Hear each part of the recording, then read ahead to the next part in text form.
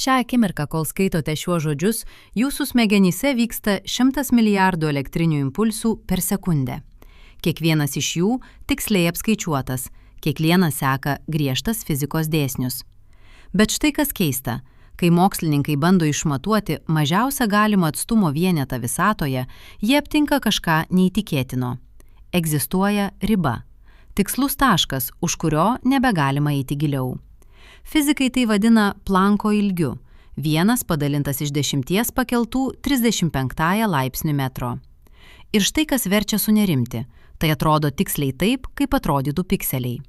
Mažiausi nedalomi realybės vienetai, tarsi kas nors būtų suprojektavęs visatą su ribotu skiriamąja geba.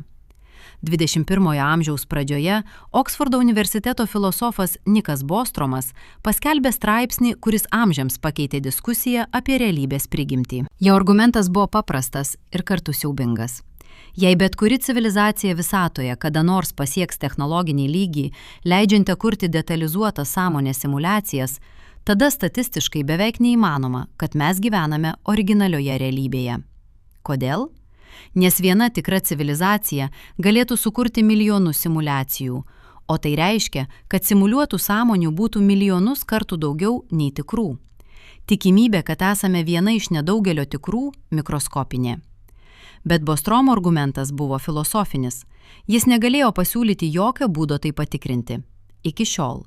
Nes kvantinė fizika, mokslas tyrintis mažiausias visatos dalis, atskleidžia 3 dalykus, kurie atrodo neįtikinamai panašus į tai, kaip veiktų simuliacija.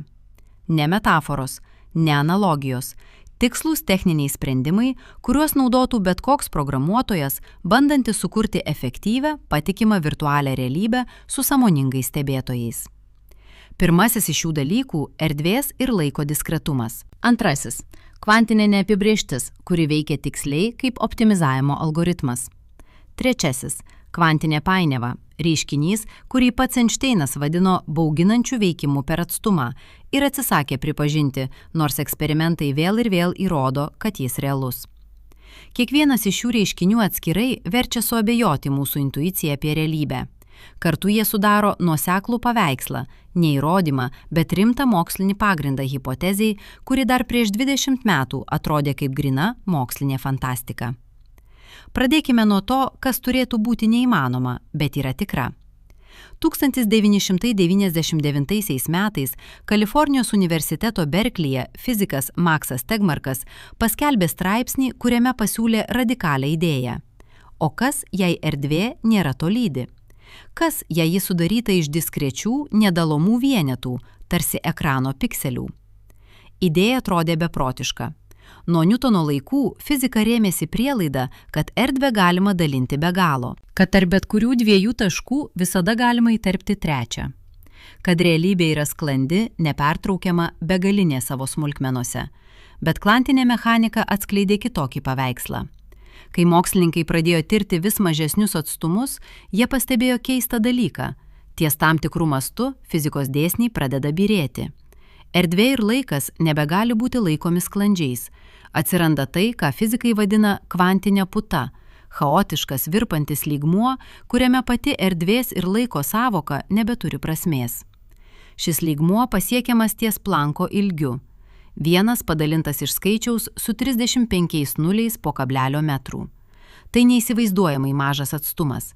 Jei atomą padidintumėte iki Saulės sistemos dydžio, Planko ilgis vis tiek būtų mažesnis už žmogaus plauką. Bet jis egzistuoja ir jis fundamentalus. Štai kas svarbiausia, niekas nežino, ar įmanoma išmatuoti ką nors mažesnio už Planko ilgį. Ne dėl to, kad mūsų prietaisai per silpni, bet dėl to, kad pati erdvės struktūra gali būti diskretus tinklas ties šiuo mastu. Tarsi visata turėtų ribotą skiriamąją gebą. Dabar įsivaizduokite, kad esate programuotojas, kuriantis virtualią visatą. Jūs norite, kad jie atrodytų begalinė, bet jūsų skaičiavimo galia yra ribota. Kaip išspręstumėte šią problemą? Sukurtumėte mažiausią galimą vienetą, pikselį, ir padarytumėte jį tai tokį mažą, kad niekas niekada negalėtų jo pastebėti įprastomis priemonėmis. Būtent tai ir matome visatoje. Bet galbūt tai tik sutapimas? Galbūt Planko ilgis yra tiesiog matematinė riba, neturinti nieko bendra su simuliacija.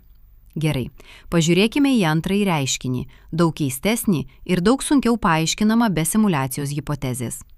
1927 metais Vokietijos fizikas Werneris Heisenbergas suformulavo principą, kuris amžiams pakeitė mūsų supratimą apie realybę.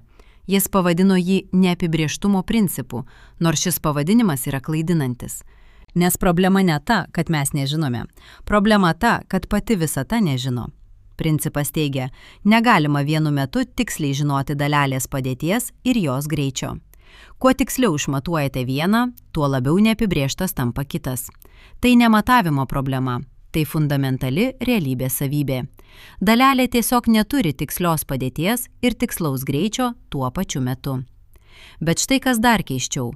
Kai dalelė nėra stebima, ji egzistuoja ne kaip konkretus objektas, o kaip tikimybių banga. Ji yra visose galimuose vietose vienu metu, kiekviena su skirtinga tikimybė. Tik kai ją išmatuojate, tik kai į ją pažvelgiate, ji kolapsuoja į konkretų stovį. 100 metų fizikai ginčijasi, ką tai reiškia, bet yra viena interpretacija, kuri paaiškina viską neįtikinamai paprastai – optimizavimas. Įsivaizduokite, kad kūrėte kompiuterinį žaidimą su milžinišku atviruoju pasauliu. Jūs negalite vienu metu renderinti viso pasaulio, tai pareikalautų procentų daug skaičiavimo galios. Todėl naudojate triuką. Renderinate tik tai, ką žaidėjas mato.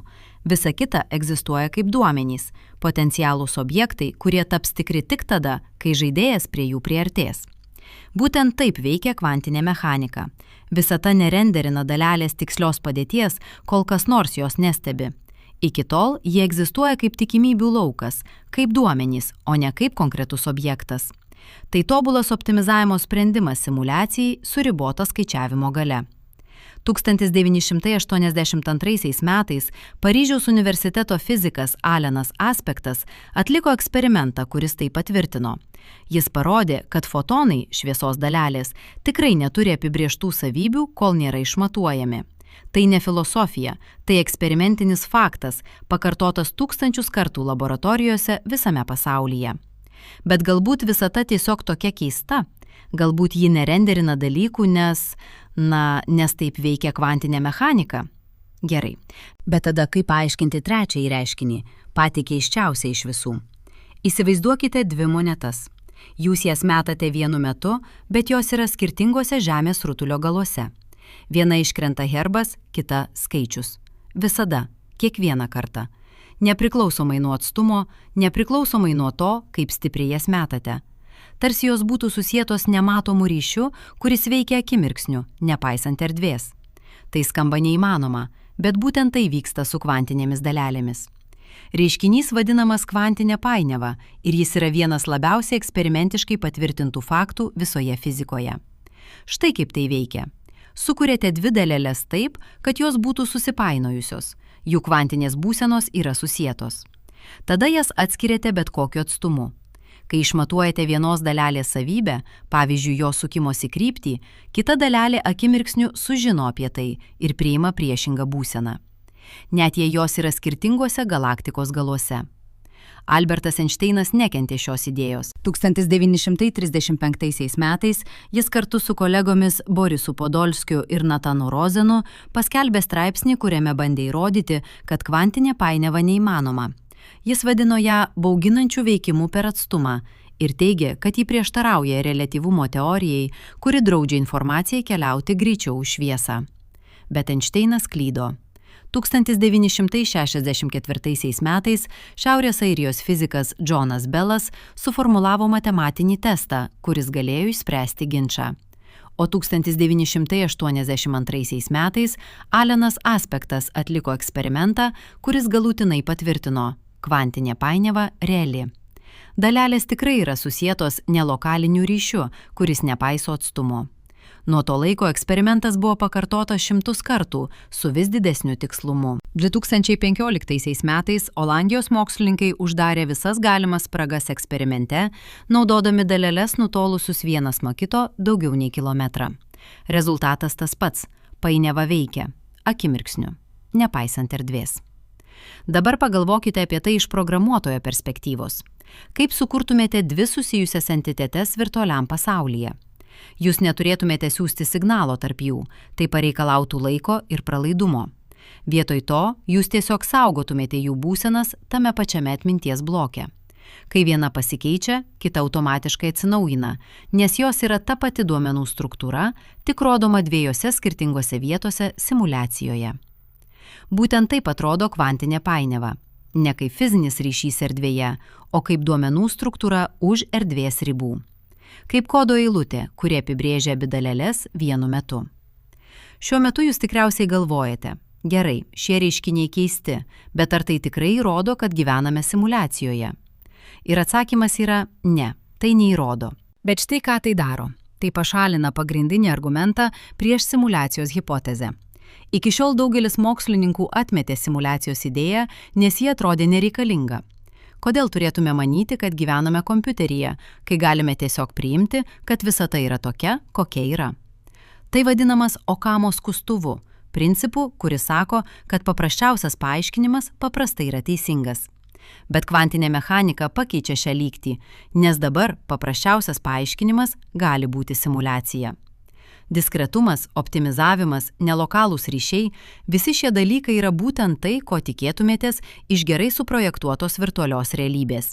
O jų alternatyvūs paaiškinimai, kad visata tiesiog atsitiktinai veikia būtent taip, kaip veiktų simuliacija, atrodo daug keistesni. 1999 metais Oksfordo universiteto fizikas Davidas Deutsches pasiūlė radikalią idėją.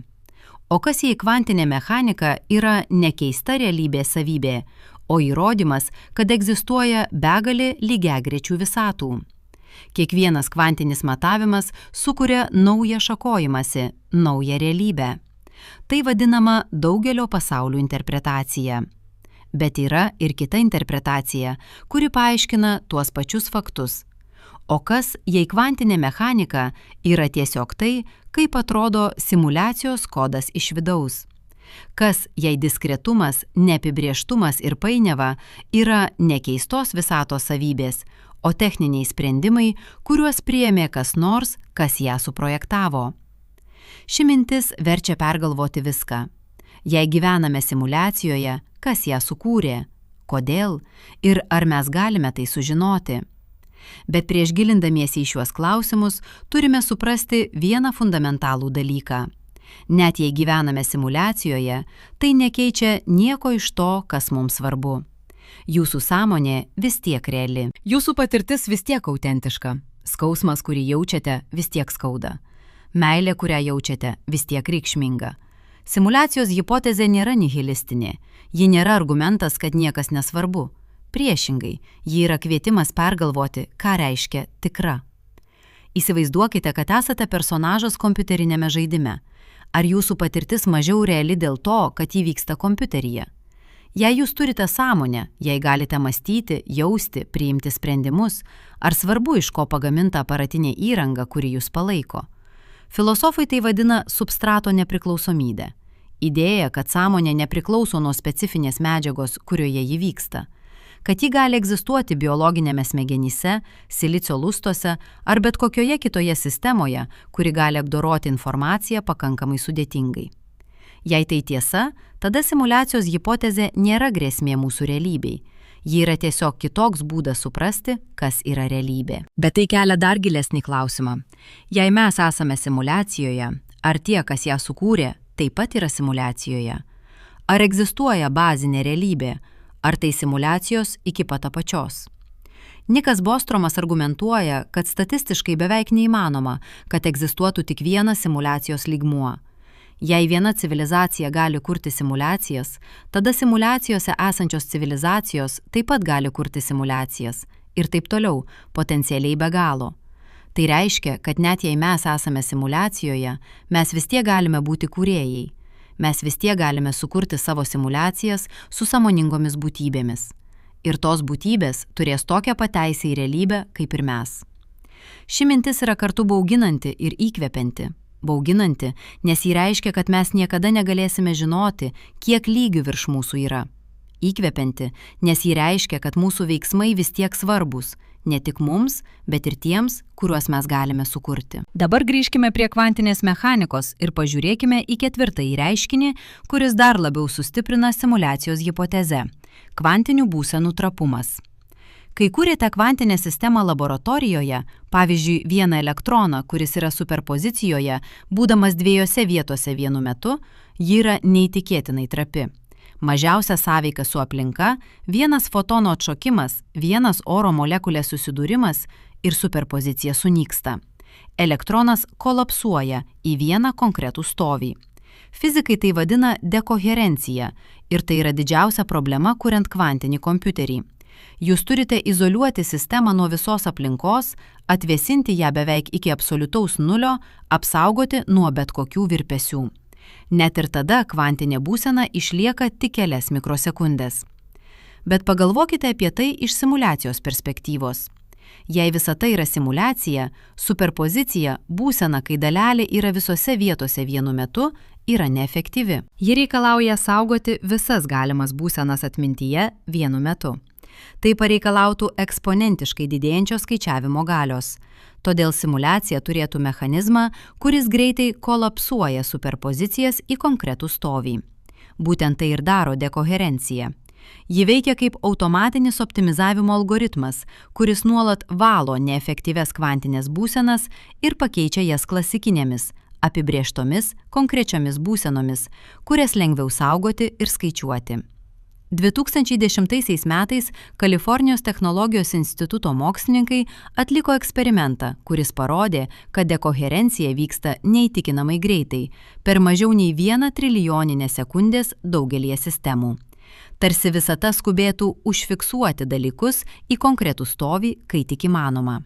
Ar tai įrodymas? Ne.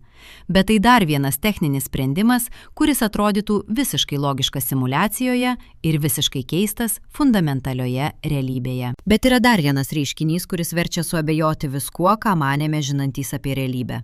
Ir šis reiškinys yra dar keistesnis nei visa tai, ką aptarėme iki šiol. 2012 metais Paryžiaus aukštosios normaliosios mokyklos fizikai atliko eksperimentą, kuris turėjo būti neįmanomas. Jie sukūrė fotoną, šviesos dalelę, ir privertė jį pasirinkti savo praeitį jau po to, kai ta praeitis turėjo įvykti. Tai vadinamas atidėto pasirinkimo eksperimentas. Ir jis rodo, kad kvantinėje mechanikoje priežastis ir pasekmė neveikia taip, kaip turėtų veikti. Štai kaip tai veikia. Jūs paleidžiate fotoną link pusiau permatomo veidrodžio. Fotonas gali arba atsimušti nuo veidrodžio, arba praeiti pro jį. Klasikinėje fizikoje jis turi nuspręsti vieną iš šių dalykų tą akimirką, kai pasiekia veidrodį. Bet kvantinėje mechanikoje, jei niekas nestebi, fotonas daro abu dalykus vienu metu. Jis yra superpozicijoje. Dabar štai kas keista. Jūs galite nuspręsti, ar matuoti fotoną kaip dalelę ar kaip bangą jau po to, kai jis praėjo pro veidrodį. Ir jūsų pasirinkimas, kurį darote ateityje, nulemia, kaip fotonas elgiasi praeityje. Jei nusprendžiate matuoti jį kaip dalelę, jis bus ėjęs vienu keliu. Jei kaip banga, jis bus ėjęs abiem keliais vienu metu. Tai skamba kaip laiko kelionė, bet tai ne mokslinė fantastika, tai eksperimentinis faktas, pakartotas 10 kartų skirtingose laboratorijose. 2015 metais Australijos nacionalinio universiteto mokslininkai atliko dar sudėtingesnę versiją šio eksperimento ir patvirtino, ateities matavimas tikrai veikia praeities įvykius. Dabar pagalvokite apie tai iš simuliacijos perspektyvos. Jei visata yra simuliacija, ji nesaugo visos istorijos kiekvienos dalelės. Tai pareikalautų begalinės atminties.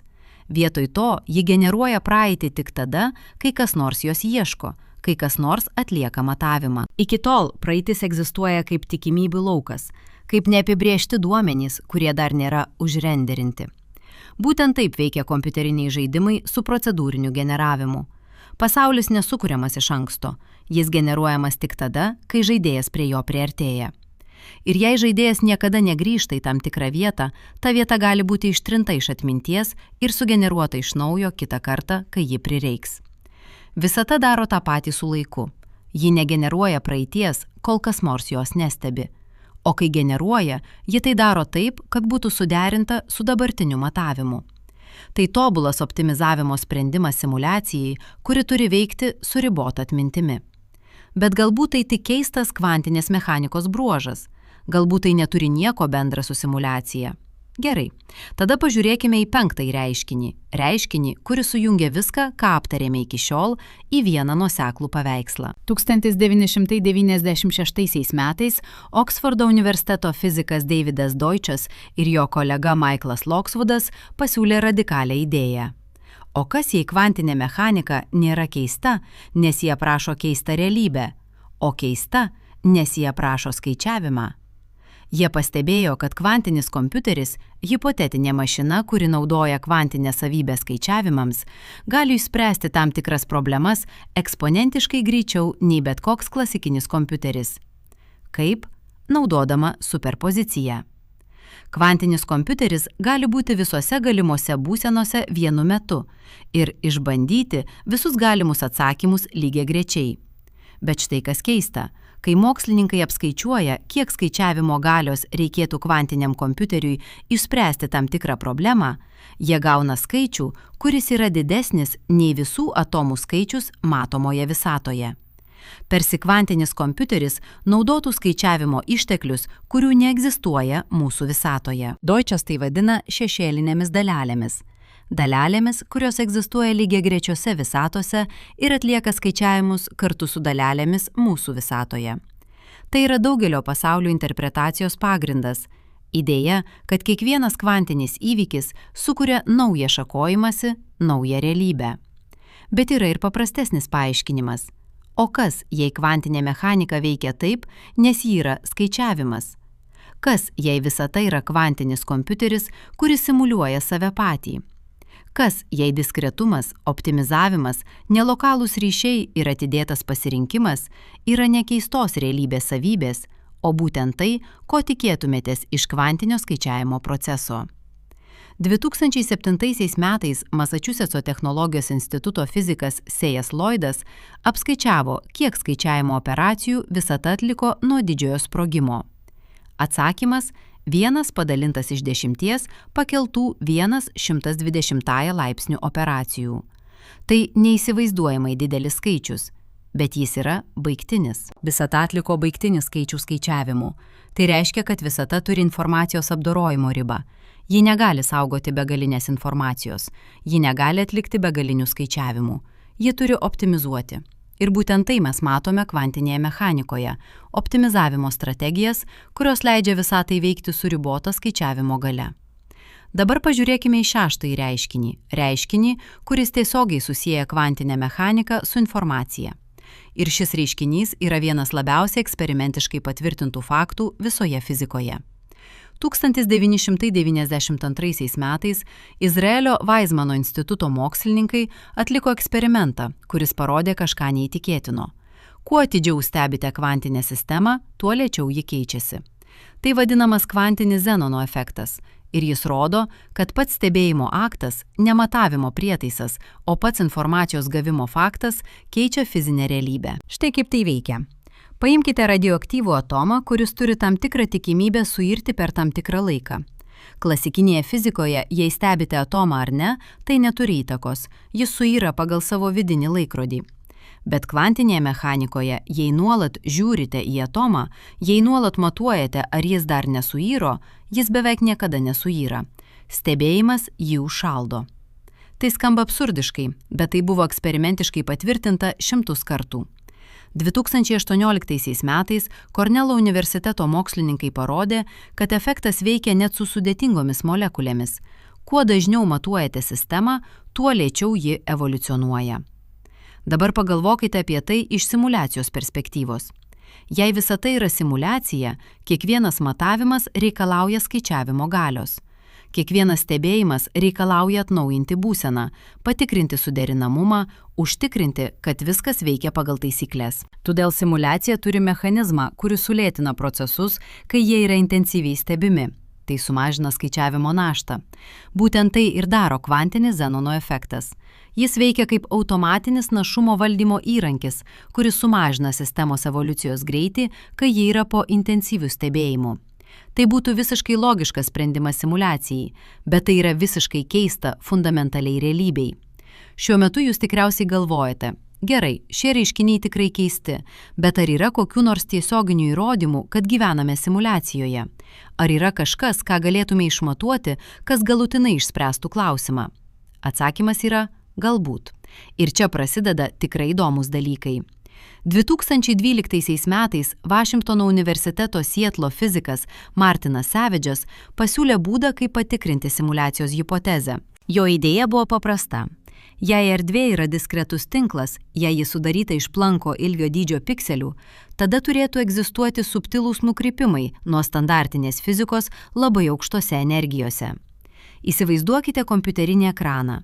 Iš tolo jis atrodo sklandus, bet jei priartėtumėte pakankamai arti, pamatytumėte atskirus pikselius. Ir jei bandytumėte nubrėžti tobulai sklandžiai strižainę liniją per ekraną, ji būtų šiek tiek laiptinė, nes ekranas negali rodyti nieko mažesnio už pikselį. Tas pats turėtų būti tiesa erdvei, jei jie yra diskretus tinklas. Labai aukštos energijos dalelės, kurios juda beveik šviesos greičiu, turėtų pastebėti šią laiptinę struktūrą. Jos turėtų elgtis šiek tiek kitaip, nei numato standartinė fizika. Savage'as apskaičiavo, kad šie nukrypimai turėtų būti matomi kosminių spindulių duomenyse apie labai aukštos energijos daleles, kurios atkeliauja iš tolimų galaktikų. Ir jis pasiūlė konkretų testą – ieškoti asimetrijos tame, kaip šios dalelės pasiskirsto danguje. Iki šiol niekas nerado tokios asimetrijos, bet tai nereiškia, kad jos nėra. Tai gali reikšti tik tai, kad mūsų prietaisai dar nėra pakankamai jautrūs. Arba, kad simuliacijos pikseliai yra dar mažesni nei planko ilgis, taip maži, kad mes niekada negalėsime jų tiesiogiai aptikti. Bet yra ir kitas būdas patikrinti hipotezę. Ir šis būdas yra dar įdomesnis. 2014 metais Oksfordo universiteto filosofas Davidas Chalmersas pasiūlė radikalią idėją. O kas, jei galėtume aptikti klaidas simuliacijoje? Kas, jei galėtume rasti momentus, kai simuliacija strikteli, kai ji daro kažką, ko neturėtų daryti pagal savo pačios taisykles? Jis nurodė į kelis keistus reiškinius šiuolaikinėje fizikoje, kurie gali būti tokie striktelėjimai. Pavyzdžiui, tamsiosios energijos problema. Mokslininkai pastebėjo, kad visata plečiasi vis greičiau, nors ji turėtų lėtėti dėl gravitacijos. Jie išrado tamsiąją energiją, paslaptingą jėgą, kuri stumia visatą įskirti, kad paaiškintų šį reiškinį. Bet niekas nežino, kas yra tamsioji energija. Niekas nežino, iš kur jie ateina. Niekas nežino, kodėl jos kiekis yra būtent toks, koks yra. Ne per didelis, ne per mažas, o būtent toks, kad visata galėtų egzistuoti. Chalmersas pasiūlė, o kas jei tamsioji energija yra ne fizinis reiškinys, o simuliacijos parametras? Kas jei kas nors, kas sukūrė simuliaciją, tiesiog nustatė plėtimosi greitį į tam tikrą reikšmę ir mes matome tai kaip paslaptingą jėgą? Tai skamba kaip spekulacija, bet tai yra testuojama hipotezė. Jei tamsioji energija yra simuliacijos parametras, ji turėtų būti tobulai pastovi visoje erdvėje ir laike. Jei ji yra fizinis reiškinys, ji turėtų šiek tiek kisti. Ir būtent tai mokslininkai dabar bando išmatuoti su naujausiais teleskopais. Bet yra ir dar keistesnė galimybė. O kas, jei galėtume ne tik aptikti simuliaciją, bet ir su ja komunikuoti? 2016 metais Kalifornijos universiteto Berkleyje filosofas Prestonas Greenas pasiūlė minties eksperimentą, kuris tapo žinomas kaip simuliacijos argumentas iš maldos. Jo idėja buvo tokia. Jei gyvename simuliacijoje ir jei tie, kas ją sukūrė, stebi mus, tada mes galime bandyti su jais komunikuoti. Kaip? Darydami kažką, kas būtų įdomu simuliacijos kūrėjams. Kažką, kas privertų juos atkreipti dėmesį. Pavyzdžiui, bandydami sukurti savo simuliacijas. Arba bandydami suprasti, kad esame simuliacijoje. Arba tiesiog gyvenant taip, kad būtų įdomu stebėti. Tai skamba kaip religija, bet tai yra logiškas išvedimas iš simuliacijos hipotezės. Jei esame simuliacijoje, tada mūsų dievai, tie, kas ją sukūrė, yra ne antgamtinės būtybės, o tiesiog labiau pažengusi civilizacija. Ir jei jie mus stebi, tada mūsų veiksmai gali turėti įtakos tam, kaip jie su mumis elgiasi. Kai kurie filosofai eina dar toliau. Jie argumentuoja, kad simuliacijos hipotezė iš tikrųjų padidina tikimybę, kad turėtume elgtis etiškai. Kodėl? Nes jei simuliacijos kūrėjai stebimus, jie tikriausiai labiau suinteresuoti išlaikyti simuliacijas, kuriuose būtybės elgiasi gerai, nei tas, kuriuose jos kankina viena kitą. Tai vadinamas simuliacijos argumentas iš etikos, ir nors jis skamba keistai, jis yra logiškai nuoseklus. Jei priimate simuliacijos hipotezę, turite priimti ir jos pasekmes. Bet galbūt svarbiausia pasekmė nėra apie etiką ar komunikaciją. Galbūt svarbiausia pasekmė yra apie tai, kaip suprantame pačią realybės prigimtį. 1989 metais Princetono universiteto fizikas Johnas Wheeleris suformulavo radikalią idėją, kurią jis išreiškė 3 žodžiais – it from bit – informacija iš bito. Jo teigimu, visa fizinė realybė, visa materija, visa energija, pati erdvė ir laikas yra fundamentaliai informacinis reiškinys. Wheeleris argumentavo, kad kiekvienas fizinis objektas, kiekvienas įvykis, kiekvienas procesas gali būti aprašytas kaip informacijos apdorojimas. Elektronas nėra mažytė rutulys, jis yra informacijos vienetas, kuris sąveikauja su kitais informacijos vienetais pagal tam tikras taisykles. Fotonas nėra šviesos dalelė, jis yra pranešimas, perduodamas iš vieno taško į kitą. Jei Wheeleris teisus, tada skirtumas tarp tikros realybės ir simuliacijos išnyksta. Nes jei realybė fundamentaliai yra informacija, tada ji jau yra savotiška simuliacija, skaičiavimo procesas, kuris vyksta pačiame visatos audinyje. Ši idėja tapo dar populiaresnė po to, kai mokslininkai pradėjo rimtai svarstyti holografinį principą. Idėja, kad visa informacija 3 dimensijų erdvėje gali būti užkoduota 2 dimensijų paviršiuje. Tarsi visata būtų milžiniška hologramos projekcija. 2015 metais Vienos universiteto mokslininkai atliko eksperimentą, kuris parodė, kad tam tikros kvantinės sistemos tikrai elgiasi taip, tarsi būtų holografinės projekcijos. Informacija, kuri atrodo yra pasklidusi visoje erdvėje, iš tikrųjų yra užkoduota ant sistemos ribos. Jei tai tiesa visai visatai, tai reiškia, kad visa mūsų 3 dimensijų realybė gali būti projekcija iš 2 dimensijų informacijos sluoksnio. Tarsi gyventume milžiniškame ekrane, kuris tik atrodo trimatis. Dabar sujunkime viską, ką aptarėme iki šiol. Turime diskretumą. Erdvė ir laikas yra sudaryti iš mažiausių nedalomų vienetų. Turime optimizavimą. Visata nerenderina dalykų, kol jie nėra stebimi. Turime nelokalius ryšius. Dalelės yra susietos būdu, kuris nepaiso erdvės. Turime atidėtą pasirinkimą. Ateitis veikyja praeitį. Turime Zenono efektą. Stebėjimas sulėtina procesus. Turime holografinį principą. Realybė gali būti projekcija iš žemesnės dimensijos. Kiekvienas iš šių reiškinių atskirai yra keistas, bet kartu jie sudaro nuoseklų paveikslą. Paveikslą, kuris atrodo tiksliai taip, kaip atrodytų gerai suprojektuota, efektyvi, ribotų išteklių simuliacija. Ar tai įrodymas? Ne. Bet tai yra kažkas daugiau nei tik filosofinė spekulacija. Tai yra mokslinė hipotezė, kuri daro konkrečius, testuojamus spėjimus apie tai, kaip turėtų veikti realybė. Ir iki šiol visi eksperimentai patvirtina šiuos spėjimus. Bet galbūt svarbiausias klausimas nėra, ar gyvename simuliacijoje. Galbūt svarbiausias klausimas yra, ką tai reiškia, jei gyvename. Įsivaizduokite, kad rytoj mokslininkai skelbia galutinį įrodymą. Mes tikrai gyvename simuliacijoje. Jie rado neginčijamą klaidos pranešimą visatos kode. Jie aptiko diskretų tinklo struktūrą erdvėje. Jie net užmezgė kontaktą su simuliacijos kūrėjais. Kaip tai pakeistų jūsų gyvenimą? Ar nustotumėte mylėti žmones, kuriuos mylite? Ar nustotumėte siekti savo tikslų? Ar nustotumėte vertinti grožį, tiesą, gerumą? Tikriausiai ne. Nes visa tai vis tiek būtų realu jums. Jūsų sąmonė vis tiek būtų autentiška. Jūsų patirtis vis tiek būtų reikšminga. Vienintelis dalykas, kuris pasikeistų, būtų jūsų supratimas apie tai, kas yra realybė. Ir galbūt būtent tai yra svarbiausia pamoka iš simuliacijos hipotezės. Ne tai, kad realybė gali būti simuliacija, bet tai, kad realumas nepriklauso nuo to, iš ko pagaminta aparatinė įranga. Kad sąmonė, patirtis, reikšmė yra fundamentalios, nepriklausomai nuo to, ar jos vyksta biologiniuose smegenyse, silicio lustuose ar kvantinėme kompiuteryje, kuris simuliuoja visatą. Filosofai tai vadina funkcionalizmu. Idėja, kad svarbu ne medžiaga, o struktūra, kad sąmonė yra ne dalykas, o procesas, kad ji gali egzistuoti bet kokioje sistemoje, kuri turi tinkamą organizaciją, tinkamą informacijos apdorojimo struktūrą. Jei tai tiesa, tada simuliacijos hipotezė nėra grėsmė mūsų realybei. Ji yra tiesiog kitoks būdas suprasti, kas yra realybė. Ir galbūt net gilesnis būdas. Būdas, kuris atskleidžia fundamentalų ryšį tarp informacijos, sąmonės ir egzistencijos. Bet lieka vienas paskutinis klausimas, kuris kankina kiekvieną, kas rimtai svarsto simuliacijos hipotezę.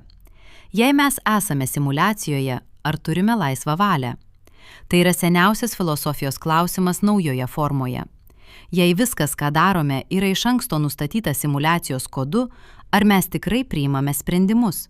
Ar esame tik automatai vykdantys programą? Atsakymas priklauso nuo to, kaip suprantate laisvą valią.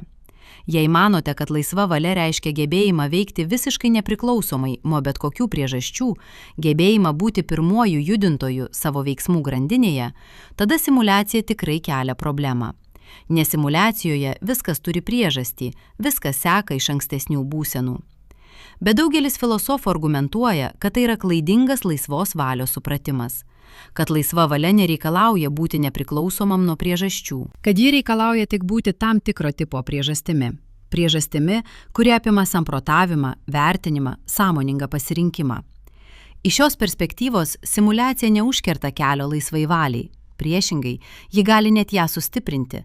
Nes jei esame pakankamai sudėtingi skaičiavimo procesai, mes galime turėti tikrą autonomiją simuliacijos viduje. Mes galime būti ne tik programos vykdytojai, bet ir programos kūrėjai, būtybės, kurios gali modifikuoti savo pačių kodą, kurti naujas struktūras, generuoti naujus modelius.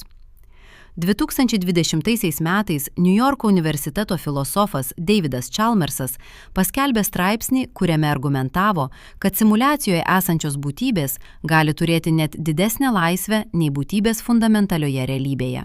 Kodėl? Nes simuliacija gali būti suprojektuota taip, kad leistų daugiau galimybių, daugiau kūrybiškumo, daugiau eksperimentavimo, nei leidžia fundamentalios fizikos dėsniai. Įsivaizduokite simuliaciją, kurioje galite keisti fizikos dėsnius, kurioje galite kurti naujas dimensijas, kurioje galite eksperimentuoti su skirtingomis realybės formomis. Tokia simuliacija suteiktų jums daugiau laisvės, ne mažiau. Ir galbūt būtent tai yra tikrasis simuliacijos hipotezės pažadas. Ne tai, kad esame įkalinti kompiuteryje, bet tai, kad esame dalyviai kūrybinėme procese. Procese, kuris gali būti daug didesnis ir įdomesnis nei bet kas, ką galime įsivaizduoti. Bet dabar turime pažvelgti į tai, kas galbūt yra pats galingiausias argumentas už simuliacijos hipotezę. Ir šis argumentas ateina ne iš kvantinės mechanikos, ne iš kosmologijos, o iš pačios matematikos širdies. 2009 metais Masačusetso technologijos instituto kosmologas Maksas Tegmarkas paskelbė straipsnį, kuris sukėlė audrą mokslo bendruomenėje. Jo teiginys buvo radikalesnis nei bet kas, ką girdėjome iki šiol. Visata nėra tik aprašoma matematika. Ji yra matematika. Kiekviena dalelė, kiekvienas laukas, kiekvienas fizikos dėsnis – visa tai yra grynos matematinės struktūros, egzistuojančios abstrakčioje matematinėje erdvėje. Tegmarkas tai vadina matematinė visatos hipoteze. Ir jei jis teisus, tada skirtumas tarp tikros realybės ir simuliacijos tampa ne tik neryškus, jis tampa beprasmis. Nes matematinė struktūra yra informacija, o informacija yra būtent tai, iš ko sudaryta simuliacija. Pagalvokite apie tai taip. Kai fizikai rašo lygtis aprašančias elektroną, jie ne tiesiog aprašo elektroną. Jie apibrėžia, kas yra elektronas. Elektronas neturi jokių savybių už tų, kurias nustato matematinės lygties. Jis yra lygtis. Jis yra informacijos struktūra, kuri sąveikauja su kitomis informacijos struktūromis pagal matematinius dėsnius. Jei tai tiesa, tada kiekvienas fizinis objektas visatoje yra iš esmės tas pats dalykas, kaip objektas kompiuterinėje simuliacijoje – matematinė struktūra, egzistuojanti informacinėme lygmenyje. Vienintelis skirtumas yra aparatinė įranga, kuri vykdo matematiką, bet pati matematika, pati struktūra yra identiška.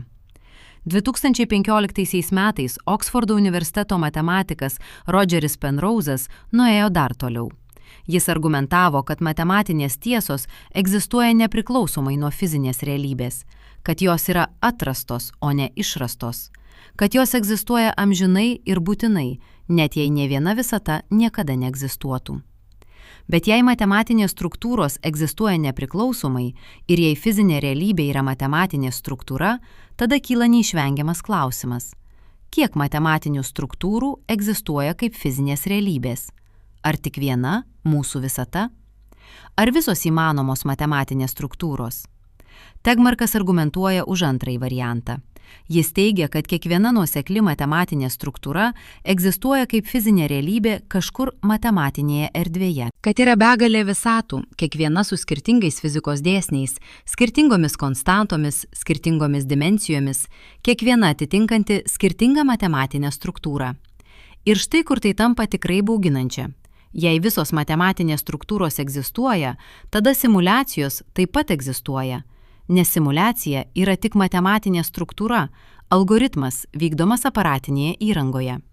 O jei aparatinė ofranga pati yra matematinė struktūra, tada nėra fundamentalaus skirtumo tarp bazinės realybės ir simuliacijos.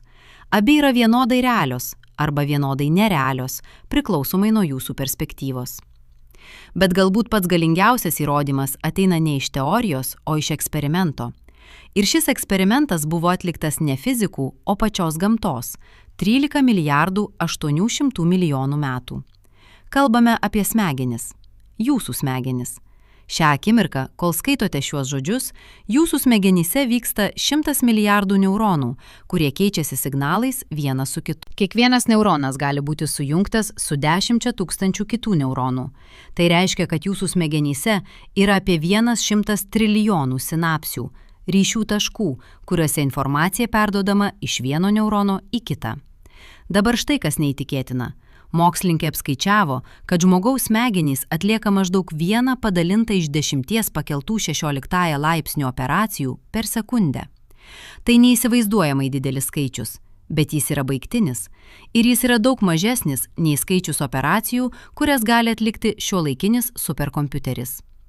2023 metais Kinijos nacionalinis superkompiuterių centras Guangdžou mieste paskelbė, kad jų naujausias superkompiuteris Tianhe 3 gali atlikti 2 padalintus iš 10 pakeltų 18 laipsnių operacijų per sekundę. Tai yra 100 kartų daugiau nei žmogaus smegenys. Bet štai kas svarbiausia. Šis kompiuteris gali simuliuoti ne tik atskirų neuronų veiklą, bet ir visų sinapsių, visų cheminių reakcijų, visų elektrinių impulsų. 2025 metais Japonijos Riken institutas paskelbė, kad jie sėkmingai simuliavo 1 kubinio milimetro pelės smegenų audinį, maždaug 100 000 neuronų, realiuoju laiku. 1 kubinis milimetras. Iš maždaug 1300 kubinių centimetrų žmogaus smegenų. Tai reiškia, kad esame maždaug 1 padalintas iš 1 30 000 kelio link galimybės simuliuoti visas žmogaus smegenis. Skamba toli, bet pagalvokite apie tai. Prieš 50 metų, 1976 metais, galingiausias kompiuteris pasaulyje galėjo atlikti maždaug 100 milijonų operacijų per sekundę. Šiandien jūsų išmanusis telefonas gali atlikti kelis trilijonus. Tai yra padidėjimas 10 000 kartų per 50 metų. Jei šis tempas tęsis, o nėra jokios priežasties manyti, kad jis nesitęs, tada per 100 metų turėsime kompiuterius, kurie yra 10 milijonų kartų galingesni nei šiandien. Ir tai bus daugiau nei pakankamai simuliuoti ne tik žmogaus smegenis, bet ir milijonus žmogaus smegenų. Milijonus sąmoningų būtybių, kiekviena su savo mintimis, jausmais, prisiminimais. Dabar įsivaizduokite, kad esate viena iš tų simuliuotų būtybių. Jūs nežinote, kad esate simuliacijoje. Jums viskas atrodo visiškai realu. Jūs jaučiate skausmą, kai susižeidžiate. Jūs jaučiate džiaugsmą, kai pasiekėte tikslą. Jūs mylite, svajojate, bijote, viliatės. Ar jūsų patirtis mažiau reali dėl to, kad ji vyksta kompiuteryje? Ar jūsų sąmonė mažiau autentiška? Ar jūsų gyvenimas mažiau reikšmingas? Daugelis žmonių intuityviai atsako taip. Jie jaučia, kad simuliuota būtybė yra kažkaip mažiau tikra nei biologinė būtybė. Bet šis jausmas remiasi prielaida, kuri gali būti klaidinga. Prielaida, kad sąmonė priklauso nuo specifinės medžiagos, kurioje ji vyksta. Bet kas, jei sąmonė nepriklauso nuo medžiagos? Kas, jei ji priklauso tik nuo struktūros, nuo informacijos apdorojimo modelio? Jei tai tiesa, tada simuliuota sąmonė yra tikrai sąmonė, ne kopija, ne iliuzija, tikra sąmonė, egzistuojanti skirtingoje aparatinėje įrangoje. 2018 metais Niujorko universiteto neuromokslininkas Josephas Leduksas paskelbė tyrimą, kuris parodė, kad sąmonė nėra vienas dalykas, o daugelis procesų veikiančių lygiagrečiai. Nėra vieno sąmonės centro smegenyse. Vietoj to yra 10 skirtingų sistemų, kurios apdoroja skirtingus informacijos tipus – regėjimą, girdėjimą, emocijas, atmintį ir visos jos kartu sukuria tai, ką vadiname sąmoninga patirtimi. Jei tai tiesa, tada sąmonė yra ne dalykas, o procesas, ne objektas, o modelis. Ir modeliai gali būti realizuoti bet kokioje sistemoje, kuri turi tinkamą struktūrą. Biologinėse smegenyse, silicio lustuose, kvantinėme kompiuteryje, net matematinėje struktūroje, egzistuojančioje abstrakčioje erdvėje. Bet dabar turime susidurti su klausimu, kuris kankina kiekvieną, kas rimtai svarsto simuliacijos hipotezę. Jei galime sukurti sąmoningas simuliacijas, ar turime moralinę pareigą tai daryti? Arba, dar bauginančiau, ar turime moralinę pareigą to nedaryti? Tai yra tai, ką filosofai vadina simuliacijos dilema. Iš vienos pusės sukurti sąmoningą būtybę yra neįtikėtinas pasiekimas. Tai suteikia egzistenciją kažkam, kas antraip niekada nebūtų egzistavęs. Tai yra kūrybos aktas, galbūt pats didžiausias kūrybos aktas, kokį gali atlikti protinga būtybė. Bet iš kitos pusės, sukurti sąmoningą būtybę reiškia prisimti atsakomybę už jos gerovę. Jei ta būtybė kenčia, jei ji patiria skausmą, baimę, neviltį, tai yra jūsų atsakomybė. Jūs sukūrėte ją, jūs atsakingi už jos patirtį. 2020 metais Oksfordo universiteto filosofas Williamas McCaskillas pasiūlė tai, ką jis vadina simuliacijos etika. Jo argumentas yra paprastas. Jei turime galią kurti sąmoningas būtybės, turime užtikrinti, kad jų gyvenimas būtų vertas gyventi, kad jie patirtų daugiau džiaugsmo nei kančios, kad jie turėtų galimybę augti, mokytis, kurti. Bet kaip tai padaryti? Kaip užtikrinti, kad simuliuota būtybė bus laiminga? Negalite tiesiog užprogramuoti jos būti laimingai, tai būtų ne tikra laimė, o tik laimės iliuzija. Tikra laimė ateina iš tikrų pasiekimų, tikrų santykių, tikrų iššūkių įveikimo. Tai reiškia, kad jei norite sukurti prasmingą simuliaciją, turite sukurti pasaulį, kuriame yra tikri iššūkiai, tikros problemos, tikra kančia. Nes be kančios negali būti tikro džiaugsmo, be kovos negali būti tikro pasiekimo, be rizikos negali būti tikros reikšmės. Ir štai kur tai tampa tikrai bauginančia. Galbūt būtent todėl mūsų pasaulis yra toks, koks jis yra. Galbūt kančia, kurią matome, liga, mirtis, nelaimės, nėra klaida. Galbūt tai yra būtina simuliacijos dalis, kuri siekia sukurti prasmingą patirtį. Bet yra ir kitas būdas pažvelgti į tai, būdas, kuris galbūt yra dar bauginantesnis. 2010 metais Oksfordo universiteto filosofas Nikas Bostromas pasiūlė tai, ką jis vadina informacijos pavojaus argumentu. Jo idėja yra tokia.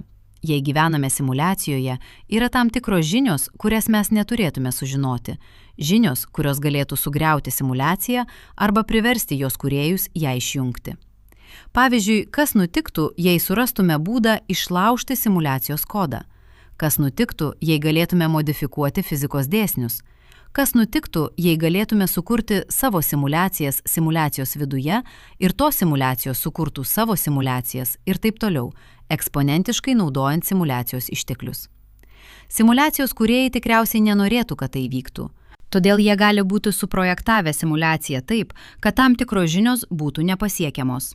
Arba, dar bauginančiau, kad būtybės, kurios priartėja prie šių žinių, būtų pašalintos iš simuliacijos.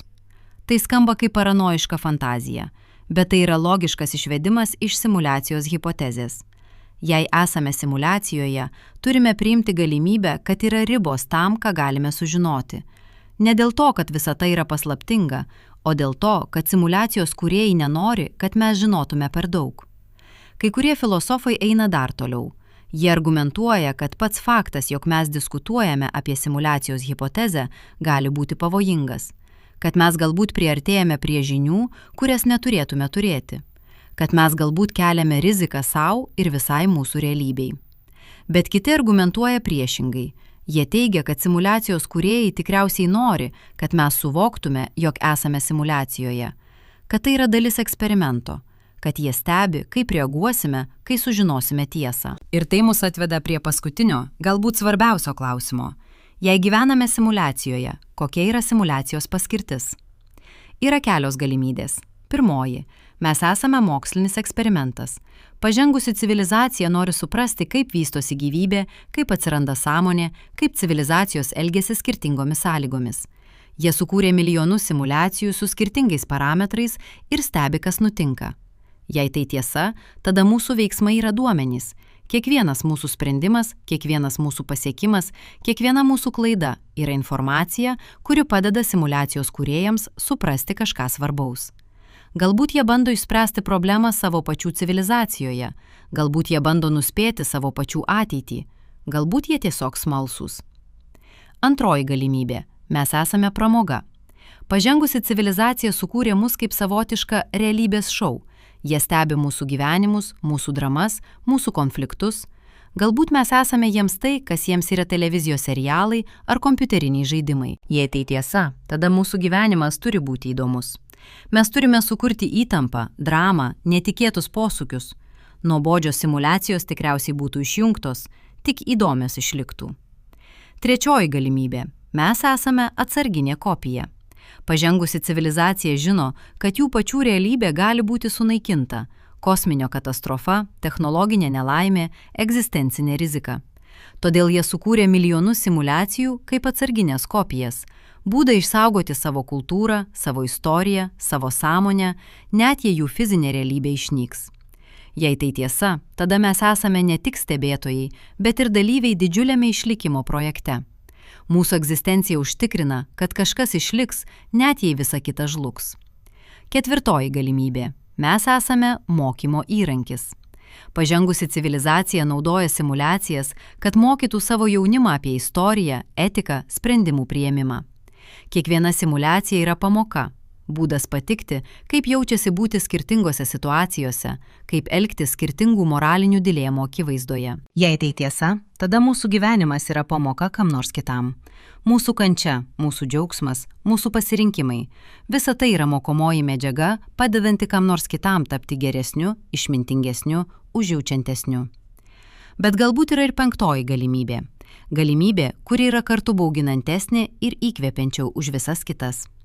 Galbūt simuliacijos paskirtis yra sukurti naują sąmonę, naują būdą mąstyti, jausti, egzistuoti. Galbūt simuliacijos kūrėjai nėra tik stebėtojai ar eksperimentuotojai, galbūt jie yra tėvai ir mes esame jų vaikai. Jei tai tiesa, tada mūsų santykis su simuliacijos kūrėjais nėra santykis tarp eksperimento ir mokslininko, tai santykis tarp vaiko ir tėvo. Jie sukūrė mus ne tam, kad mus tyrinėtų ar pramogautų, jie sukūrė mus, nes norėjo, kad egzistuotume, nes norėjo pasidalinti egzistencijos dovana. Ir jei tai tiesa, tada mūsų pareiga nėra tik gyventi gerai, mūsų pareiga yra augti, mokytis, vystytis, galbūt net pasiekti tašką, kuriame mes patys galime kurti simuliacijas, kuriame mes patys galime tapti tėvais naujoms sąmonėms.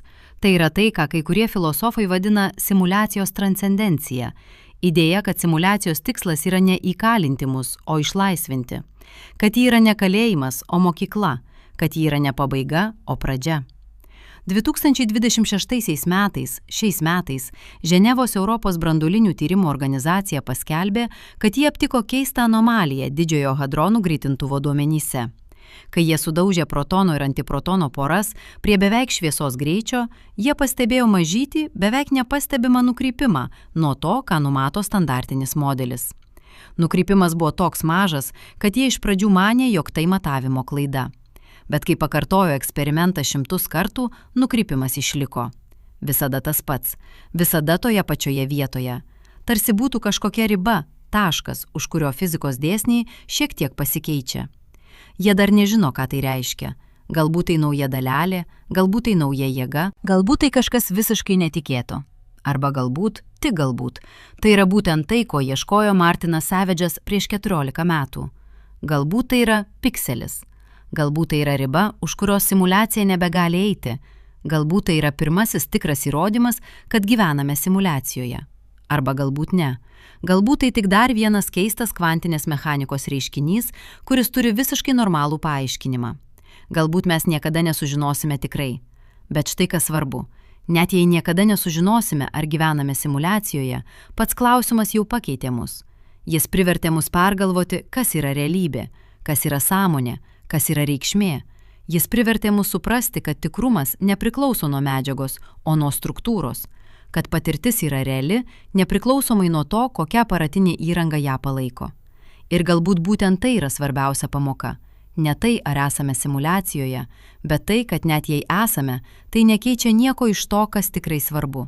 Mūsų sąmonė vis tiek reali, mūsų santykiai vis tiek reikšmingi, mūsų pasirinkimai vis tiek svarbus. Nes galų gale realybė nėra tai, iš ko ji pagaminta. Realybė yra tai, ką mes su ją darome. Bet dabar turime sustoti ir užduoti klausimą, kuris galbūt yra svarbesnis už visus kitus. O kas, jei mes visiškai klystame? Suprantu puikiai, ką galvojate šią akimirką. Paskutinę valandą klausėtės argumentų, kurie skamba įtikinančiai. Diskretumas, optimizavimas, kvantinė painiava, matematinė visatos prigimtis, netgi galimas eksperimentinis įrodymas iš CERN. Visa tai sudaro nuoseklų paveikslą, kuris verčia suabejoti viskuo, ką manėte žinantys apie realybę. Bet štai tiesa, kurią turime pripažinti. Simuliacijos hipotezė, nepaisant visų šių argumentų, vis dar nėra įrodyta. Ji nėra net vyraujanti teorija mokslo bendruomenėje. Daugelis, galbūt ne dauguma, fizikų, filosofų ir neuromokslininkų mano, kad tai yra įdomi spekulacija, bet nerimta mokslinė hipotezė. Ir jie turi gerų priežasčių taip manyti. Pirmoji problema. Mes painiojame paaiškinimą su įrodymu. Tai, kad simuliacijos hipotezė gali paaiškinti kvantinę mechaniką, nereiškia, kad ji yra teisinga. Daugelis teorijų gali paaiškinti tuos pačius faktus. Klausimas nėra, ar tai veikia kaip paaiškinimas. Klausimas yra, ar tai yra geriausias paaiškinimas. Paimkime diskretumą, Planko ilgį. Taip, jis atrodo kaip pikselis, bet jis taip pat gali būti tiesiog fundamentali erdvės ir laiko savybė, neturinti nieko bendra su simuliacija. Kvantinė gravitacijos teorija – teorija, kuri bando suvienyti kvantinę mechaniką ir bendrąją reliatyvumo teoriją. Numato, kad erdvė tampa diskretus ties Planko mastu ne dėl to, kad ji yra simuliacija, o dėl to, kad pati gravitacija tampa kvantinė. Arba paimkime kvantinę neapibrėžtį, idėją, kad dalelės neturi apibrėžtų savybių, kol nėra stebimos. Taip, tai atrodo kaip optimizavimas, bet tai taip pat gali būti tiesiog tai, kaip veikia realybė fundamentaliame lygmenyje. Galbūt visata nėra sudaryta iš dalykų, o iš galimybių. Galbūt neapibrėžtis nėra klaida ar apribojimas, ji yra pati realybės prigimtis. 2020 metais Kopenhagos Nilsas Boro institutas paskelbė tyrimą, kuris parodė, kad kvantinė neapibrėžtis gali būti išvesta iš labai paprastų principų, iš pačios informacijos prigimties. Jums nereikia simuliacijos, kad paaiškintumėte neapibrėžtį. Jums reikia tik pripažinti, kad informacija yra fundamentali, o materija išvestinė. Antroji problema – mes pervertiname technologinę pažangą. Taip, kompiuteriai tampa galingesni. Taip, mes artėjame prie galimybės simuliuoti žmogaus smegenis. Bet yra milžiniškas skirtumas tarp smegenų simuliavimo ir sąmonės sukūrimo. Pagalvokite apie tai taip. Jūs galite sukurti tobulą oro simuliaciją. Simuliaciją, kuri tiksliai atkartoja kiekvieną oro molekulę, kiekvieną temperatūros pokytį, kiekvieną slėgio bangą. Bet ta simuliacija nebus šalta. Ji neužšaldys vandens. Ji nesukels vėjo. Kodėl? Nes simuliacija nėra dalykas pats savaime. Ji yra reprezentacija dalyko. Žemėlapis nėra teritorija. Aprašymas nėra objektas. Ir smegenų simuliacija gali nebūti sąmonė. 2019 metais Kalifornijos universiteto Berklyje filosofas Jonas Searlas suformulavo tai, ką jis vadina kinų kambario argumentu. Įsivaizduokite žmogų, kuris sėdi kambaryje su didžiule instrukcijų knyga. Jam pro langą paduodami kinų kalbos simboliai. Jis naudoja instrukciją, kad surastų tinkamus atsakymus ir išsiunčia juos atgal. Iš išorės atrodo, kad jis supranta kinų kalbą, bet iš tikrųjų jis tiesiog seka taisyklės. Jis nesupranta nieko. Sirlas argumentuoja, kad tas pats gali būti tiesa kompiuteriui. Net jei kompiuteris gali atlikti visas tas pačias operacijas kaip žmogaus smegenys, jis gali neturėti sąmonės. Jis gali būti tik labai sudėtingas taisyklių sekėjas, be jokios tikros patirties, be jokio tikro supratimo. Jei Sirlas teisus, tada simuliuotos būtybės gali nebūti sąmoningos. Jos gali būti tik labai įtikinamos imitacijos. Filosofiniai zombiai, kurie elgiasi tarsi turėtų sąmonę, bet iš tikrųjų yra tušti viduje. Trečioji problema. Mes painiojame tikimybę su tikrumu. Nikas Bostromas argumentuoja, kad statistiškai beveik neįmanoma, jog mes gyvename bazinėje realybėje. Bet jo argumentas remiasi keliais dideliais jei. Jei bent viena civilizacija pasiekia technologinį lygį, leidžianti kurti simuliacijas. Jei tos civilizacijos nusprendžia kurti simuliacijas. Jei jos sukuria pakankamai daug simuliacijų, kad simuliuotų sąmonių būtų daugiau nei tikrų. Bet kas, jei ne vienas iš jų jei nėra tiesa? Kas, jei yra fundamentali priežastis, kodėl sąmonės simuliacija neįmanoma? Kas, jei visos pažengusios civilizacijos nusprendžia, kad simuliacijų kūrimas yra neetiškas? Kas, jei yra technologinė riba, kurios negalima peržengti? 2021 metais Oksfordo universiteto fizikas Davidas Deutsches argumentavo, kad gali būti fundamentalių apribojimų tam, ką galima simuliuoti. Jis nurodė į kvantinę mechaniką, sistemą, kuri atrodo reikalauja eksponentiškai didėjančių išteklių simuliuoti. Galbūt visatos simuliavimas yra ne tik sunkus, galbūt jis yra neįmanomas, net su begalinė skaičiavimo galia. Jei tai tiesa, tada Bostromo argumentas žlunga, nes jei niekas negali sukurti simuliacijos, tada tikimybė, kad esame simuliacijoje, nėra beveik vienas, ji yra nulis. Ketvirtoji problema. Mes projektuojame žmogiškus motyvus į nežinomą. Visi argumentai apie tai, kodėl pažengusi civilizacija norėtų sukurti simuliacijas, moksliniai eksperimentai, pramoga, atsarginės kopijos, mokymas, remiasi prielaida, kad tos civilizacijos mąsto kaip mes. Bet kas, jei jos nemąsto kaip mes? Kas, jei civilizacija, kuri yra milijoną metų pažengesnė už mus, turi visiškai skirtingus tikslus, skirtingas vertybės, skirtingą supratimą apie tai, kas svarbu? Galbūt jiems simuliacijų kūrimas atrodytų taip pat keistai, kaip mums atrodytų sugaišti visą gyvenimą, skaičiuojant smėlio grūdelius. Arba dar blogiau, galbūt jie turi priežasčių nekurti simuliacijų, apie kurias mes net negalime pagalvoti. Galbūt yra kažkokia kosminio masto etikos sistema, kuri draudžia sąmoningų būtybių kūrimą.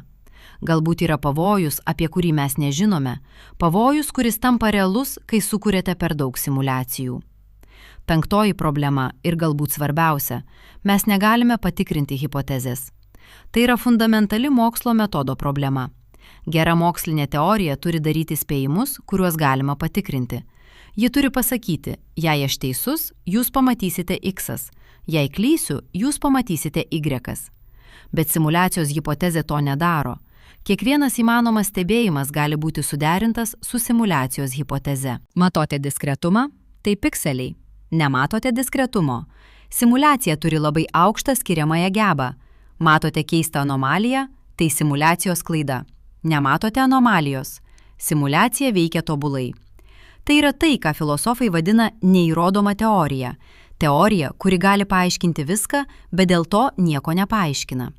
Nes jei teorija gali paaiškinti bet kokį įmanomą rezultatą, ji iš tikrųjų nedaro jokio spėjimo. Ji yra ne mokslinė hipotezė, o filosofinė pozicija.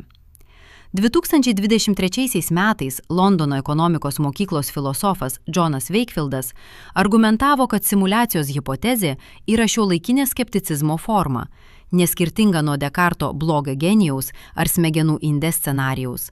Tai yra būdas suabejoti realybę, bet ne būdas ją suprasti.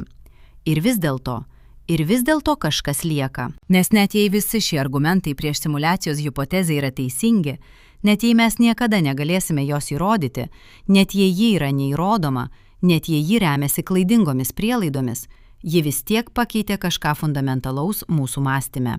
Ji privertė mus suvokti, kad realybė gali būti ne tai, kuo ji atrodo, kad materija gali būti ne fundamentali, o išvestinė, kad sąmonė gali egzistuoti daugelį skirtingų substratų, kad tikrumas nepriklauso nuo to, iš ko kažkas pagaminta, o nuo to, kaip tai struktūruota.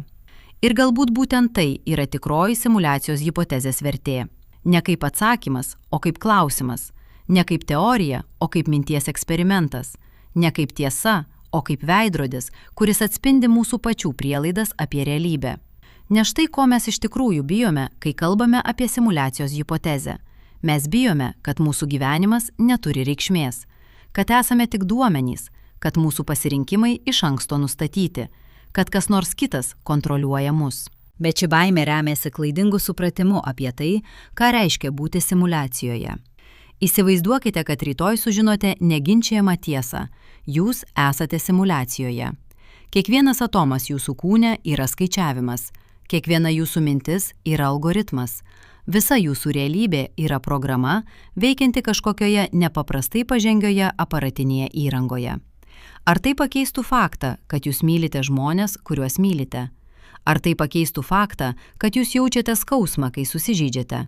Ar tai pakeistų faktą, kad jūs priimate sprendimus, kurie atrodo laisvi ir prasmingai jums? Ne, nes visa tai, meilė, skausmas, pasirinkimas yra jūsų patirtis. Ir jūsų patirtis yra vienintelis dalykas, kurį jūs tiesiogiai žinote. Viskas kita, materija, energija, net kiti žmonės, yra išvada iš jūsų patirties. Filosofai tai vadina fenomenologiniu prioritetu. Idėja, kad sąmoninga patirtis yra pirminė, o fizinė realybė antrinė.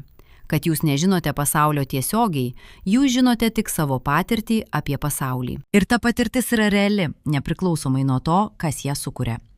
2024 metais Paryžiaus Sorbonos universiteto filosofė Nathalie Deprat paskelbė straipsnį, kuris tapo žinomas kaip simuliacijos paradoksas. Jos argumentas buvo paprastas ir elegantiškas. Jei esame simuliacijoje ir jei sužinome, kad esame simuliacijoje, tai nekeičia nieko iš to, kas mums svarbu. Nes tai, kas mums svarbu, yra ne metafizinė realybės prigimtis, o fenomenologinė mūsų patirties kokybė. Mums rūpi ne tai, iš ko pagaminti atomai, o tai, kaip jaučiasi būti gyvam. Ir jei tai tiesa, tada simuliacijos hipotezė nėra grėsmė, ji yra išlaisvinimas, nes ji parodo, kad realybė nėra fiksuota, duota, nepriklausoma nuo mūsų. Realybė yra tai, ką mes patiriame, ir patirtis yra reali pagal apibrėžimą. Deprat eina dar toliau. Jie argumentuoja, kad net jei esame simuliacijoje, mes vis tiek turime moralinę atsakomybę. Nes moralė nėra apie metafiziką, ji apie santykius. Apie tai, kaip mes elgiamės su kitomis sąmoningomis būtybėmis. Ir jei tos būtybės patiria skausmą, džiaugsmą, baimę, viltį, jei jos yra sąmoningos, tada mūsų pareiga joms yra reali, nepriklausomai nuo to, kokia aparatinė įranga palaiko jų sąmonę. Bet galbūt yra dar gilesnis būdas pažvelgti į tai. Būdas, kuris transformuoja ne tik mūsų supratimą apie simuliacijas, bet ir mūsų supratimą apie pačią realybę. Kas, jei klausimas, ar gyvename simuliacijoje, yra klaidingas klausimas? Kas, jei tikrasis klausimas yra ne ar esame simuliacijoje, o kas yra skirtumas tarp simuliacijos ir realybės? Pagalvokite apie tai atidžiai. Jei realybė yra fundamentaliai informacinis reiškinys, jei ji yra matematinė struktūra, kaip argumentuoja Maksas Tegmarkas, tada koks yra skirtumas tarp tikros matematinės struktūros ir simuliuotos matematinės struktūros?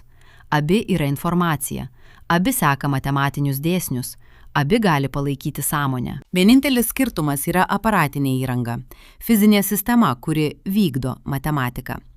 Bet jei pati aparatinė įranga yra matematinė struktūra, tada skirtumas išnyksta. Tai yra tai, ką kai kurie filosofai vadina ontologiniu pliuralizmu. Idėja, kad yra daug lygių realybės ir visi jie yra vienodai realūs. Bazinė realybė nėra tikresnė už simuliaciją, ji yra tiesiog kitame lygmenyje. Ir simuliacija nėra mažiau tikra už bazinę realybę, ji yra tiesiog kitoje vietoje ontologinėje hierarchijoje. Jei tai tiesa, tada klausimas, ar gyvename simuliacijoje, tampa ne apie tikrumą, o apie vietą. Ne ar esame tikri, o kuriame lygmenyje esame. Ir atsakymas į šį klausimą nekeičia mūsų realybės, jis tik keičia mūsų supratimą apie tai, kur ta realybė yra.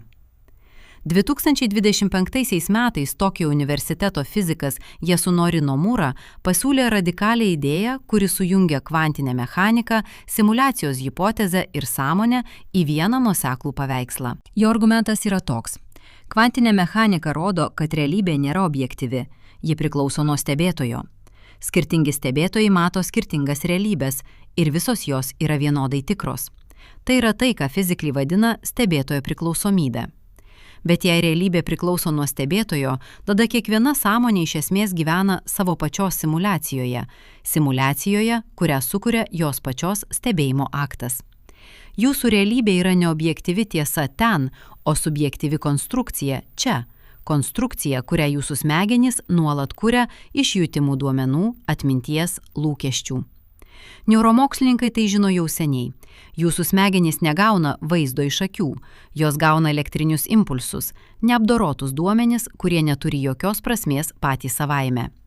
Jūsų smegenys turi interpretuoti šios duomenis, užpildyti spragas, sukurti nuoseklų pasakojimą. Ir tas pasakojimas netikslus pasaulio atvaizdas. Tai yra jūsų smegenų geriausias spėjimas apie tai, kas ten yra. Kitaip tariant, jūs jau gyvename simuliacijoje. Simuliacijoje, kurią kuria jūsų pačios smegenys. Klausimas nėra, ar gyvename simuliacijoje. Klausimas yra, kiek simuliacijų lygių yra. Ir tai mus atveda prie paskutinės, galbūt svarbiausios įžvalgos. Simuliacijos hipotezė nėra apie technologiją. Ji nėra apie kompiuterius, ji nėra net apie fizikos dėsnius. Ji yra apie sąmonę. Apie tai, kaip sąmonė sukuria realybę. Apie tai, kaip patirtis tampa pasauliu. Nes galų gale, vienintelis dalykas, kurį mes tikrai žinome, yra tai, kad mes esame sąmoningi. Mes mąstome, mes jaučiame, mes patiriame. Viskas kita – materija, energija, erdvė, laikas, net kiti žmonės – yra išvada. Išvada, kuri gali būti teisinga arba klaidinga. Išvada, kuri gali būti pilna arba nepilna. Išvada, kuri gali būti viena iš daugelio galimų interpretacijų. Ir jei tai tiesa, tada simuliacijos hipotezė yra ne grėsmė mūsų realybei, o kvietimas ją pergalvoti. Kvietimas suprasti, kad realybė nėra fiksuota, duota, nepriklausoma nuo mūsų, kad ji yra dinamiška, kuriama, priklausoma nuo sąmonės, kad mes nesame tik stebėtojai realybės, mes esame jos dalyviai, galbūt net kūrėjai. Prieš 350 metų prancūzų filosofas René Descartes sėdėjo prie židinio ir bandė suabejoti viskuo. Jis suabejojo savo pojūčiais, jie gali apgauti. Jis suabejojo savo prisiminimais, jie gali būti klaidingi. Jis net suabejojo matematiką, galbūt blogio genijus jį apgaudinėja. Bet buvo vienas dalykas, kuriuo jis negalėjo suabejoti. Faktas, kad jis abejoja. Faktas, kad jis mąsto. Cogito ergo sum, aš mąstau, vadinasi esu. Tai buvo vienintelė neginčiama tiesa, kurią jis galėjo rasti. Šiandien, 350 metų vėliau, mes susidurėme su panašiu iššūkiu. Simuliacijos hipotezė verčia mūsų abejoti viskuo – materija, energija, erdve, laiku, net pačia realybės prigimtimi. Bet yra vienas dalykas, kuriuo mes negalime suabejoti. Faktas, kad mes patiriame, mes jaučiame, mes mąstome, mes esame sąmoningi. Ir ta sąmonė yra reali, nepriklausomai nuo to, kas ją sukuria, nepriklausomai nuo to, ar ji vyksta biologiniuose smegenyse, silicio lustuose ar kvantinėme kompiuteryje simuliuojančiame visatą. Tai yra naujasis cogito. Ne aš mąstau, vadinasi esu, o aš patiriu, vadinasi realybė yra. Nes realybė nėra tai, kas egzistuoja nepriklausomai nuo mūsų. Realybė yra tai, ką mes patiriame, ir patirtis yra fundamentali. Taigi ar gyvename simuliacijoje? Po viso to, ką aptarėme, po visų argumentų, po visų įrodymų, po visų filosofinių diskusijų, koks yra atsakymas? Atsakymas yra, mes nežinome. Ir galbūt niekada nesužinosime. Bet štai ko mes tikrai išmokome. Klausimas nėra toks svarbus, kaip atrodė pradžioje. Nes net jei esame simuliacijoje, tai nekeičia nieko iš to, kas tikrai svarbu. Mūsų sąmonė vis tiek reali, mūsų santykiai vis tiek reikšmingi, mūsų pasirinkimai vis tiek svarbus. Mūsų gyvenimas vis tiek turi prasmę. Simuliacijos hipotezė neužkerta kelio prasmei, ji ją perkelia iš išorės į vidų, iš objekto į subjektą, iš metafizikos į fenomenologiją. Ir galbūt būtent tai yra tikroji pamoka. Ne tai, kad realybė gali būti simuliacija, bet tai, kad prasmė nėra duota iš išorės, ji yra kuriama iš vidaus. Kad mes nesame tik pasyvūs realybės gavėjai, mes esame aktyvūs jos kūrėjai. Grįžkime prie to, nuo ko pradėjome. Šią akimirką, kol skaitote šiuos žodžius, jūsų smegenyse vyksta 100 milijardų elektrinių impulsų per sekundę. Kiekvienas iš jų tiksliai apskaičiuotas, kiekvienas seka griežtas fizikos dėsnius. Bet dabar jūs žinote kažką, ko nežinojote pradžioje. Tie impulsai nėra tik fiziniai įvykiai, jie yra jūsų mintys, jūsų jausmai, jūsų sąmonė. Ir ta sąmonė yra reali, tikresnė už bet kokią teoriją apie atomus, laukus ar simuliacijas. Nes galų gale vienintelis dalykas, kurį mes tikrai žinome, yra tai, kad mes patiriame. Ir ta patirtis, su visa jos grožiu, skausmu, džiaugsmu, prasmingumu, yra vienintelė realybė, kuri tikrai svarbu. Ar ji vyksta biologiniuose smegenyse, ar silicio lustuose, ar kvantinėme kompiuteryje simuliuojančiame visatą? Galbūt tai nėra svarbu, nes realybė nėra tai, iš ko ji pagaminta. Realybė yra tai, kaip ji jaučiasi. Ir ji jaučiasi reali. Bet yra dar vienas klausimas, kurį tu turime užduoti. Klausimas, kuris galbūt yra pats svarbiausias iš visų. O kas, jei mes klausime ne to? Visą šią valandą kalbėjome apie simuliacijas, kompiuterius, kvantinę mechaniką. Bet galbūt tikrasis klausimas nėra, ar gyvename simuliacijoje. Galbūt tikrasis klausimas yra, kodėl egzistuoja kažkas, o ne niekas. Tai yra seniausias filosofijos klausimas. Klausimas, kurį užduodavo dar senovės graikų filosofai. Klausimas, į kurį nė viena mokslo teorija, nė kvantinė mechanika, nė reliatyvumo teorija, nė simuliacijos hipotezė negali atsakyti. Nes net jei įrodytume, kad gyvename simuliacijoje, klausimas liktų, kodėl egzistuoja simuliacijos kūrėjai, kodėl egzistuoja jų visata, kodėl egzistuoja matematika, kuri leidžia visoms šioms struktūroms būti. Filosofai tai vadina pirmosios priežasties problema. Kiekvienas paaiškinimas reikalauja ankstesnio paaiškinimo. Kiekviena priežastis reikalauja ankstesnės priežasties. Ir tai be galo.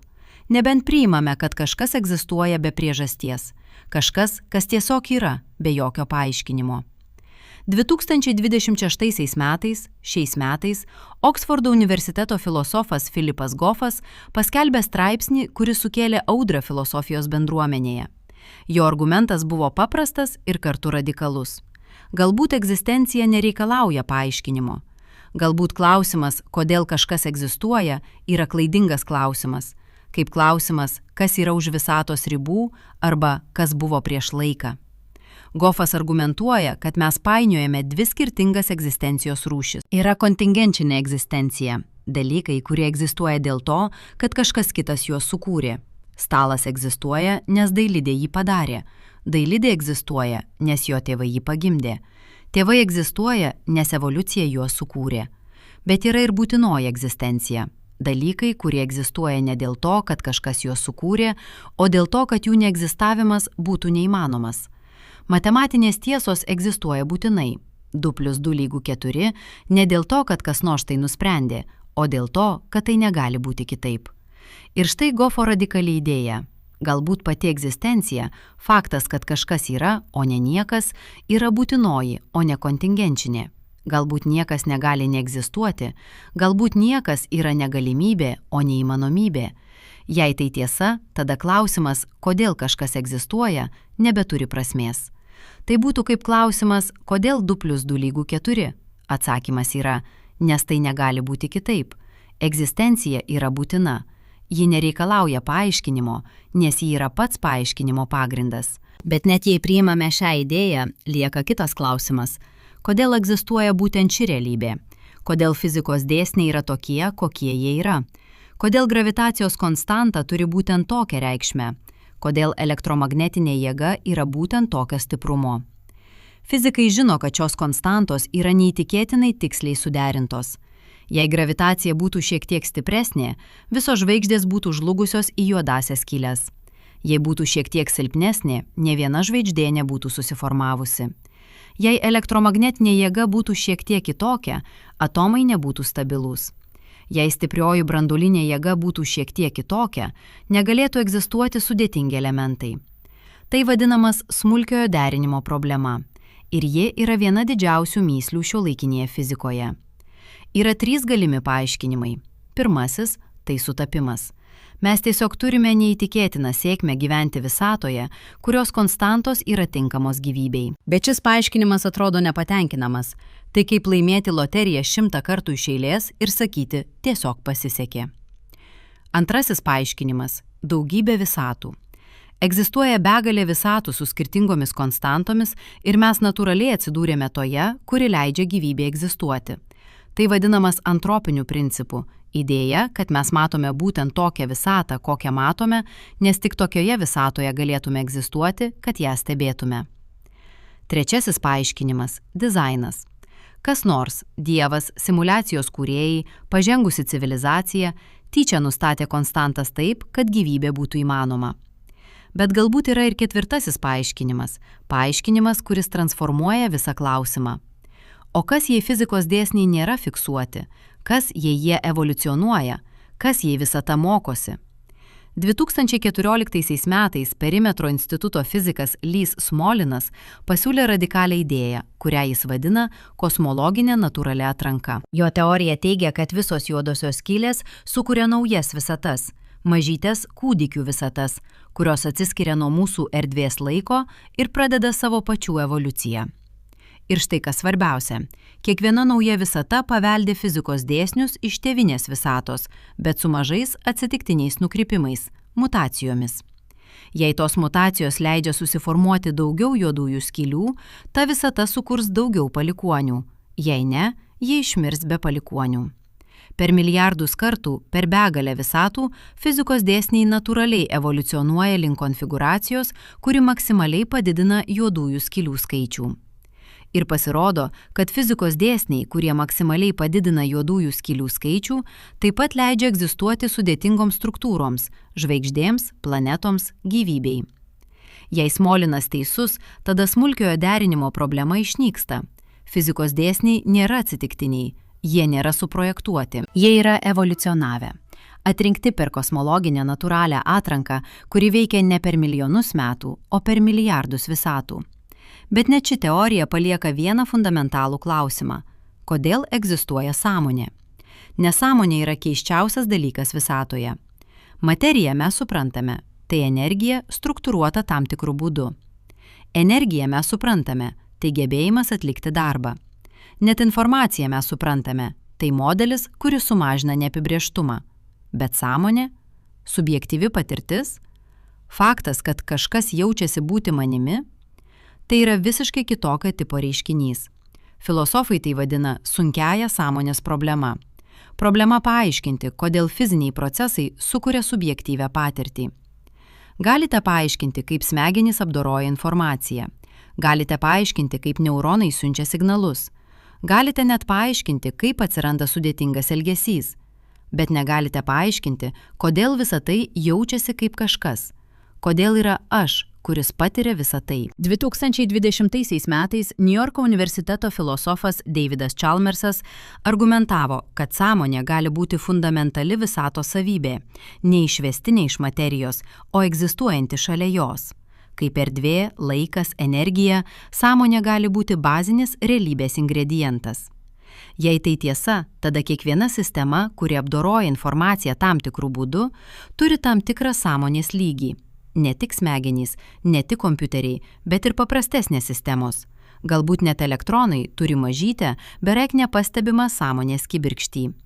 Tai vadinamas panpsichizmu, idėja, kad sąmonė yra visur. Ir nors jis skamba keistai, ji išsprendžia sunkiąją problemą. Jei sąmonė yra fundamentali, jums nereikia paaiškinti, kaip ji atsiranda iš materijos. Ji jau yra ten nuo pat pradžių. Bet dabar sujunkime viską, ką aptarėme. Simuliacijos hipotezę, matematinę visatos prigimtį, kosmologinę natūralią atranką, panpsichizmą. Ką visa tai mums sako? Galbūt tai. Realybė yra daug keistesnė, daug gilesnė, daug sudėtingesnė nei bet kas, ką galime įsivaizduoti. Kad mūsų kategorijos tikra prieš simuliuotą, materiali prieš mentalę, fizinė prieš informacinę yra per daug supaprastintos, per daug ribotos, per daug žmogiškos. Kad tikroji realybė gali būti kažkas, kas transcenduoja visas šias kategorijas. Kažkas, kas yra vienu metu ir materija, ir informacija, ir sąmonė. Kažkas, kas yra vienu metu ir tikra, ir simuliuota. Kažkas, kas yra vienu metu ir būtina, ir kontingenčinė. Filosofai tai vadina neutraliuoju monizmu. Idėja, kad yra viena fundamentali substancija, kuri nėra nei materiali, nei mentali, bet kažkas trečia, kažkas, iš ko atsiranda ir materija, ir sąmonė. Galbūt ta substancija yra informacija, galbūt tai matematinė struktūra, galbūt tai kažkas, ką mes net neturime vardo.